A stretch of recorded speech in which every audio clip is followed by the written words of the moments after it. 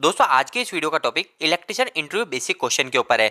दोस्तों अगर आप इलेक्ट्रिशियन का इंटरव्यू देने जा रहे हो तो आपके लिए यह वीडियो काफी कारगर होने वाला है, क्योंकि दोस्तों इस वीडियो के अंदर मैं अपने प्रैक्टिकल नॉलेज से आपके लिए कुछ क्वेश्चन लेके आया हूँ जो हमसे अधिकतर इंटरव्यू में पूछे जाते हैं। तो दोस्तों ये हमारे सामने 7 क्वेश्चन है जो कि काफी इंपॉर्टेंट है और बार बार यही क्वेश्चन दोहराए जाते हैं अगर आप इलेक्ट्रिशियन का इंटरव्यू दे रहे हैं। तो दोस्तों सबसे पहले क्वेश्चन पे आते हैं कि एमसीबी, जो हमारे सामने एमसीबी है और ये हमारे सामने फ्यूज है, आखिर इन दोनों में अंतर क्या होता है। दोस्तों हमसे बहुत बार पूछा जाता है ये क्वेश्चन कि एमसीबी और फ्यूज में क्या अंतर है, और दोस्तों बहुत सिंपल है। देखो दोस्तों जो हमारे सामने फ्यूज है, इस फ्यूज को बोलते हैं दोस्तों एचआरसी फ्यूज। क्या बोलते हैं दोस्तों इसको? HRC fuse. और जो ये हमारी एमसीबी है, ये एमसीबी का पूरा नाम तो होता है मिनिएचर सर्किट ब्रेकर। दोस्तों आपने घरों के अंदर अगर फ्यूज देखे तो जो फ्यूज लगता है वो होते हैं दोस्तों किट कैट फ्यूज। ठीक है, किट कैट फ्यूज। वैसे हमसे ये नहीं पूछा जाता, फिर भी मैं आपको बता रहा हूँ। तो दोस्तों इन दोनों के बीच अंतर की बात कर लेते हैं कि आखिर हमसे इंटरव्यू में पूछे तो हम क्या बोले। तो दोस्तों सबसे पहली चीज, अगर आपसे फ्यूज का फायदा बोल सकते हो तो आप ये कह सकते हो कि हमारा जो फ्यूज होता है वो काफी सस्ता होता है। फ्यूज का फायदा क्या है? फ्यूज सस्ता होता है, जबकि हमारी एमसीबी जो होती है वो एमसीबी महंगी होती है। ठीक है, ये हमारा पहला अंतर हो गया। दूसरी चीज दोस्तों, फ्यूज का अंतर और एमसीबी में अंतर यह है कि जैसे कभी कोई फॉल्ट होता है, जैसे कोई हमारा इलेक्ट्रिकल फॉल्ट होता है, तो हमारा जो फ्यूज होता है उसको हमको रिप्लेस करना पड़ता है, मतलब इसकी वजह दूसरा फ्यूज लगाना पड़ेगा। जबकि हमारी जो एमसीबी है, ये एमसीबी को हम रीयूज कर सकते हो, मतलब हम इसको वापस से उपयोग में ले सकते हैं। इसके अलावा दोस्तों इन दोनों के बीच जो अंतर है वो तीसरा काफी इंपॉर्टेंट है, जो अगर आप बोलोगे तो ये दोनों बोलने की भी जरूरत नहीं है। वो है दोस्तों हमारी जो एमसीबी होती है वो एमसीबी हाई सेंसिटिव होती है। अब हाई सेंसिटिव का मतलब क्या होता है दोस्तों? तो हाई सेंसिटिव का मतलब इतना होता है कि हमारी एमसीबी छोटे से मोटे फॉल्ट को भी सेंस करके आराम से ट्रिप पकड़ जाती है। पर दोस्तों हमारा फ्यूज होता है वो फ्यूज इतना अच्छा सेंसिटिव नहीं होता है। हमारी एमसीबी और फ्यूज दोनों हमको सेम प्रोटेक्शन देते हैं। दोनों हमको क्या क्या प्रोटेक्शन देते हैं वो मैं आपको बता देता हूँ। तो हमारी जो एमसीबी होती है वो एमसीबी हमको 2 प्रोटेक्शन देती है, और हमारे फ्यूज होता है वो फ्यूज भी हमको 2 प्रोटेक्शन देते हैं। एक होता है दोस्तों ओवरलोड पे प्रोटेक्शन। ओवरलोड का प्रोटेक्शन मतलब जैसे हमारा जो फ्यूज है ये 4 एम्पियर का है, और अगर 5 एम्पियर इसमें से निकलेगा तो ये बंद हो जाएगा, यानी ये इसका तार उड़ जाएगा, और हमारी एमसीबी हमको ये प्रोटेक्शन देती है। इसके अलावा दूसरी प्रोटेक्शन होती है वो होती है दोस्तों short circuit protection. Short circuit protection, ये दोनों प्रोटेक्शन हमको फ्यूज और एमसीबी से मिलती है। शॉर्ट सर्किट कब होता है? जब हमारा फेस फेस आपस में बैठ गया, फेस न्यूट्रल आपस में बैठ गया, वो प्रोटेक्शन हमारी शॉर्ट सर्किट प्रोटेक्शन कहलाती है। फ्यूज और एमसीबी दोनों प्रोटेक्शन सेम होती है, पर अंतर सिर्फ इतना है कि हमारी जो एमसीबी होती है वो एमसीबी हाई सेंसिटिव होती है, मतलब छोटे मोटे फॉल्ट को भी सेंस करके ट्रिप कर देती है। पर हमारा जो फ्यूज होता है वो फ्यूज हाई सेंसिटिव नहीं होता, वो होता है लो सेंसिटिव, मतलब वो छोटे मोटे फॉल्ट को सेंस नहीं कर पाता है। और दूसरी चीज मैंने आपको कुछ और अंतर बताएं, आप ये भी बता सकते हो। इसके अलावा दोस्तों सेकंड क्वेश्चन पे आते हैं कि इलेक्ट्रिक से लगी आग को कैसे बुझाएंगे। दोस्तों काफी इंपॉर्टेंट क्वेश्चन है, ये सेफ्टी के नजरिए से पूछा जाता है। मतलब भविष्य में हमारे इलेक्ट्रिकल में आग लगे, हमारे कोई शॉर्ट सर्किट हो रहा है और कंटिन्यूसली हो रहा है, उससे आग लग रही है, तो आप क्या करोगे? तो दोस्तों इलेक्ट्रिक से लगी आग को कैसे बुझाएंगे, इसका आंसर सिर्फ एक लाइन का ही है। सबसे पहले आप ये बोलेंगे कि हम रेत व मिट्टी का उपयोग करेंगे अगर हमारे पास में कोई भी इक्विपमेंट नहीं है। और दोस्तों अगर हमारे पास में उपकरण है तो आप कौन सी गैस का उपयोग करोगे? दोस्तों देखो, ए टाइप की गैस आती है, बी टाइप की आती है, सी टाइप की आती है, डी टाइप की आती है और के टाइप की भी गैस आती है। ठीक है, तो दोस्तों इसमें से किस टाइप की गैस का उपयोग करोगे? तो दोस्तों आपको जो गैस का उपयोग करना है वो करना है दोस्तों सी टाइप की गैस। अगर आपसे कोई इंटरव्यू में पूछे कि आप कौन सी टाइप की गैस का उपयोग करोगे, तो आपको करनी है सी टाइप की गैस, क्योंकि दोस्तों सी टाइप की जो गैस होती है उसके अंदर होता है CO2, मतलब कार्बन डाइऑक्साइड। तो दोस्तों इन दोनों के अलावा हमसे तीसरा क्वेश्चन काफी इंपॉर्टेंट बार बार पूछा जाता है, वो होता है दोस्तों वोल्टेज और करंट में क्या अंतर होता है। दोस्तों ये काफी डिफिकल्ट लगता है, पर आप इसको एक बार समझेंगे तो ये काफी आसान है कि आखिर वोल्टेज और करंट इन दोनों में क्या अंतर है। तो दोस्तों देखो, वोल्टेज और करंट, ठीक है, वोल्टेज और ये हो गया है हमारा करंट। तो दोस्तों इन दोनों में अंतर बहुत ही सिंपल है कि हमारा जो वोल्टेज होता है वो एक तरीके होती है ताकत। देखो आपको मैं समझाता हूं, जैसे हमारे घर का जो पंखा है, ठीक है, ये हमारे घर का कोई भी फैन है, ये हमारे घर का फैन है। तो दोस्तों अगर इसमें पूरे वोल्टेज आएंगे ना, जैसे इस फैन के जो वोल्टेज है 220 वोल्टेज है, अगर वो 220 वोल्टेज पूरा है तो ये पंखा इसकी फुल स्पीड के साथ घूमेगा, जो भी इस पे स्पीड सेट है। पर दोस्तों अगर इसके अंदर 180 वोल्टेज ही हम दे रहे हैं तो ये जो पंखा है ये पंखा धीरे स्पीड में घूमेगा। तो दोस्तों हमारा जो वोल्टेज होता है वो एक तरीके की ताकत होती है, और जो हमारा करंट होता है वो करंट होता है धारा। धारा का मतलब दोस्तों बहने की धारा। बहने की धारा का मतलब जो हमारे जो इलेक्ट्रॉन होते हैं वो इलेक्ट्रॉन कितने फ्लो कर रहे हैं वो हमारा करंट कहलाता है। अब दोस्तों इसको और भी आसान शब्दों में समझाता हूँ। जैसे हमारे एक वायर है, ठीक है, ये वायर है, और मैं और समझाने के लिए यहाँ पे एक पाइपलाइन बनाता हूँ। ये एक पाइपलाइन है, बहुत ही सिंपल है, वाटर से संबंधा। तो दोस्तों देखो, यहाँ से मैंने इसके अंदर पानी भेजा, ठीक है, ये हमारे इसके अंदर पानी भेजा। तो दोस्तों यहाँ पे जो पानी गिर रहा है वो तो हो गया हमारा करंट, कि कितना पानी गिरा, इस साइड हमारा कितना पानी गिरा वो तो हो गया हमारा करंट। पर दोस्तों ये पानी कितना धक्का दे सकता है, जैसे यहाँ पे कोई भी चीज पड़ी है, जैसे यहाँ पे हमारा एक पेन पड़ा है, तो इस पेन को कितनी ताकत से फेंक सकता है, तो वो है दोस्तों वोल्टेज। इसकी ताकत जो है पानी की वो है वोल्टेज, और हमारा पानी कितना गिर रहा है वो है करंट। इसी तरह दोस्तों अगर आपको इंटरव्यू में पूछे तो आपको क्या बोलना है, इंटरव्यू में तो आप ऐसे नहीं बोल सकते ना पानी का धक्का, या ऐसा तो नहीं समझा सकते। तो आप दोस्तों या तो आप कह सकते हो कि वोल्टेज जो है एक तरह की ताकत। अगर आप थोड़ा इंटरव्यू में इंग्लिश में बोलना चाहते हो ये कह सकते हो कि वोल्टेज तो होता है इलेक्ट्रोमोटिव फोर्स, इलेक्ट्रोमोटिव फोर्स, यही इसकी पूरी डेफिनेशन है कि वोल्टेज क्या है, वो है इलेक्ट्रोमोटिव फोर्स।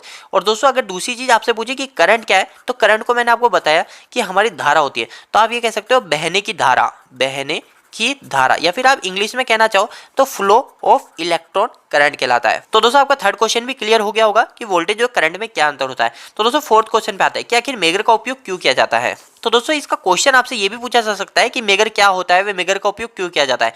तो दोस्तों देखो मेगर क्या होता है, मेगर सिर्फ एक तरह का होता है हमारा insulation tester, insulation tester, insulation tester भी कहते हैं, या फिर कहीं कहीं पे बोल सकते हैं कि हम रेजिस्टेंस टेस्ट कर सकते हैं। ठीक है, तो दोस्तों रेजिस्टेंस टेस्टर या इंसुलेशन टेस्टर क्या होता है, एक बार आप इसको समझ लीजिए ताकि आपके लिए काफी इजी हो जाएगा। तो दोस्तों देखो क्या होता है, जैसे हमारा ये टेस्टर है, ठीक है, ये हमारा एक टेस्टर है। तो दोस्तों देखो यहाँ पे अगर मैं इसमें करंट लगाऊंगा, यहाँ पे अगर मैंने इसको करंट से छुआ तो मेरा वो जो करंट है वो करंट इसके अंदर जो पूरी रोड है इस रोड के अंदर फैलेगा। ठीक है, यही है। पर दोस्तों मेरे को कभी चेक करना है कि मेरा जो ये है इंसुलेशन, इसको बोलते हैं दोस्तों इंसुलेशन, तो ये इंसुलेशन कहीं फेल तो नहीं हो गया। तो मैं क्या करूंगा, यहाँ पे एक मेगर की लीड लगाऊंगा और यहाँ पे एक मेगर की लीड लगाऊंगा। तो ये मेगर की लीड क्या करेगी, तो इसमें और इसमें क्या रेजिस्टेंस है, तो दोस्तों अगर रेजिस्टेंस ज्यादा होता है तो हमारा करंट फ्लो नहीं करता, इसका रेजिस्टेंस क्या होता है, ज्यादा होता है, इंसुलेशन का रेजिस्टेंस हमेशा ज्यादा होता है। तो दोस्तों अगर आपसे कोई पूछे कि मेगर क्या होता है और मेगर का क्यों उपयोग किया जाता है, तो आप कह सकते हो मेगर हमारा इंसुलेशन टेस्टर होता है, हम उससे रेजिस्टेंस टेस्ट करते हैं किसी भी चीज का। और इसका उपयोग कहाँ किया जाता है, तो दोस्तों मोटर को टेस्ट करने के लिए कर सकते हैं, या फिर हमारे केबल का इंसुलेशन टेस्ट करने के लिए कर सकते हैं, यानी हम कहीं पे भी इंसुलेशन टेस्ट करने के लिए मेगर का उपयोग करते हैं। तो दोस्तों पांचवें क्वेश्चन की तरफ आते हैं, मोटर कितने प्रकार की होती है। तो दोस्तों कभी भी आप इंटरव्यू देने जाते हैं तो आप हमेशा यही कहते हैं कि हमारी मोटर दो प्रकार की होती है, एक होती है हमारी एसी मोटर और एक होती है हमारी डीसी मोटर। पर दोस्तों आगे से ध्यान रखिएगा, अगर आपको इंटरव्यू में क्लियर होना है, अगर आपके चांस आपको बढ़ाने हैं, तो आप कहिएगा मोटर हमारे तीन टाइप्स की होती है, एक एसी मोटर होती है, एक डीसी मोटर होती है और एक स्पेशल मोटर होती है। अब ये स्पेशल मोटर क्या होती है, तो दोस्तों स्पेशल मोटर में कुछ अलग मोटर होती है। एसी मोटर के अंदर तो आपको पता है इंडक्शन मोटर हो गई, डीसी मोटर के अंदर आपको पता है कि शंट मोटर, ये तो सब हो गई। पर स्पेशल मोटर के अंदर कुछ ऐसी मोटर आती है जो एसी से भी चल जाती है और डीसी से भी चल जाती है। अगर मैं आपको कुछ एग्जांपल बताऊं तो हो गई एक यूनिवर्सल मोटर। अब ये यूनिवर्सल मोटर जो होती है ना दोस्तों, वो एसी से भी चलती है और डीसी से भी चलती है। कभी भी आप इंटरव्यू देने जाए तो आप यही कहिएगा कि एक एसी मोटर होती है, एक डीसी मोटर होती है और एक होती है स्पेशल मोटर। तो दोस्तों इससे आपके चांस इंटरव्यू में पास होने काफी हद तक बढ़ जाएंगे। और दोस्तों अगर आपको ये जानना है कि मोटर कितने टाइप्स की होती है, तो इसके ऊपर मैंने ऑलरेडी एक वीडियो बना रखा है, आप हमारे चैनल को विजिट कर सकते हैं, या फिर आप मुझे कमेंट बॉक्स में कमेंट करके बता सकते हैं। दोस्तों क्वेश्चन नंबर 6, एक square MM copper aluminium cable पर हम कितना लोड जोड़ सकते हैं। मैं आपको वापस समझाता हूँ क्वेश्चन कि 1 स्क्वायर एमएम कोई भी केबल है, जैसे वो कॉपर की भी हो सकती है या एल्यूमिनियम की, तो मैं कॉपर की 1 स्क्वायर एमएम पे कितना लोड, कितना एम्पियर कनेक्ट करा सकता हूँ, या फिर एल्यूमिनियम के 1 स्क्वायर एमएम पे कितना एम्पियर कनेक्ट करा सकता हूँ।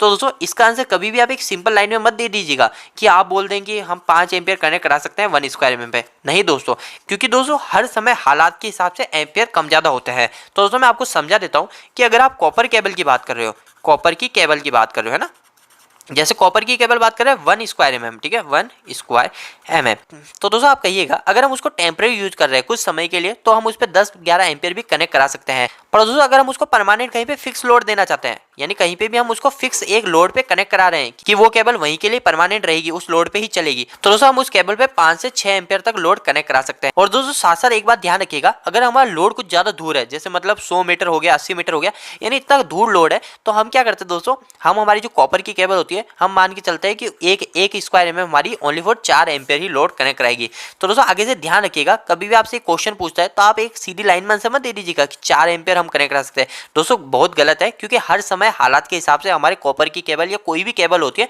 उसके अंदर हमारा करंट हमेशा वेरी करता है। तो दोस्तों आप एल्यूमिनियम की बात कर रहे हैं कि एल्यूमिनियम केबल के अंदर आप क्या कहेंगे, तो दोस्तों वही चीज, अगर हम कोई टेम्परेरी लोड कनेक्ट करा रहे हैं, टेम्परेरी लोड में हम 6 से 8 एम्पियर हमारी एल्यूमिनियम केबल को दे सकते हैं। और अगर हम कहीं पे फिक्स लोड में कनेक्ट करा रहे हैं तो हमारी जो एल्यूमिनियम केबल है हमारी 4 से 5 एम्पियर लोड कनेक्ट करा सकते हैं। और दोस्तों एक चीज का ध्यान रखिएगा, कभी भी हम ज्यादा दूर कनेक्ट करा रहे हैं, मतलब 100 मीटर या 80 मीटर की रेंज में करा रहे हैं, तो हम उस पर ओनली फॉर 2 या 3 एम्पियर 1 स्क्वायर एमएम केबल पे ही कंसिडर करते हैं। तो दोस्तों अगर आप कुछ इस तरीके का आंसर दोगे तो आपके इंटरव्यू पास होने के चांसेस काफी हद तक बढ़ जाएंगे। तो दोस्तों 7 क्वेश्चन जो कि लास्ट क्वेश्चन है हमारा कि कंडक्टर और इंसुलेटर में क्या अंतर होता है। तो दोस्तों जो कंडक्टर और इंसुलेटर में अंतर बहुत ही सिंपल है। जैसे हमारे टेस्टर है, इस टेस्टर के अंदर का जो ये सिरा है ये है हमारा कंडक्टर, और जो ऊपर का सिरा है ये हमारा इंसुलेटर। देखो दोस्तों, हमारा जो वायर होता है, जैसे हमारा वायर है तो इस वायर के ऊपर तो होता है जो इंसुलेटर होता है, और जो अंदर जो कॉपर है वो कॉपर है हमारा कंडक्टर। ठीक है, ये हो गया हमारा कंडक्टर। तो दोस्तों आखिर इन दोनों में अंतर क्या होता है? तो दोस्तों देखो, अंतर ये होता है कि हमारा जो कंडक्टर होता है, इस कंडक्टर में से हमारा करंट इधर से इधर फ्लो करता है। जैसे मेरा ये पूरा एक लंबा कंडक्टर है, ठीक है, ये हमारा पूरा तार है, तो ये पूरा कंडक्टर है और इसके ऊपर मैंने इंसुलेटर लगा रखा है। इधर मैंने इसमें फेस जोड़ा, तो मेरा जो फेस है वो मेरा इधर भी मिल जाएगा, मतलब मेरा करंट फ्लो होएगा आपस में। और जो हमारा इंसुलेटर होता है, तो इंसुलेटर में अगर मैंने इधर फेस जोड़ा, हमने इधर करंट दिया, तो हमारा करंट इधर भी नहीं पहुंच पाएगा। इंसुलेटर का यही फर्क होता है। तो दोस्तों कंडक्टर और इंसुलेटर में यही फर्क होता है। कंडक्टर एक तरह का चालक होता है, चालक का मतलब दोस्तों करंट एक जगह से दूसरी जगह तक पहुंच जाएगा। पर दोस्तों हमारा जो इंसुलेटर होता है, इंसुलेटर का मतलब ये होता है हमारी सेफ्टी के लिए उपयोग करता है। जैसे यहाँ पे करंट लगाया तो वो यहाँ पे नहीं पहुंच पाएगा। अगर मैं आपको थोड़ा एग्जांपल दूं, तो हमारे जो भी वायर है, जो भी हमारे कॉपर है, एल्यूमिनियम है, जो भी वायर है वो हमारे कंडक्टर होते हैं। और इंसुलेटर की बात करें तो इंसुलेटर में जैसे हमारा ये रबड़ हो गया, हमारा गिलास हो गया, प्लास्टिक हो गया, ये सब हमारे इंसुलेटर में आते हैं। तो दोस्तों ये कुछ बेसिक क्वेश्चन थे जो आपके होने वाले अगले इंटरव्यू में काफी काम आने वाले हैं। दोस्तों यह वीडियो आपको कैसा लगा, इस वीडियो को लाइक करके जरूर बताइएगा। अगर आपको कोई भी सवाल इस वीडियो के प्रति या फिर इलेक्ट्रिकल से जुड़ा है तो आप मुझे नीचे कमेंट बॉक्स में कमेंट करके पूछ सकते हैं। इलेक्ट्रिकल वीडियोस अगर आप हिंदी में देखना पसंद करते हैं, आज ही इस चैनल को सब्सक्राइब कर लीजिए। आज के लिए इतना ही, धन्यवाद।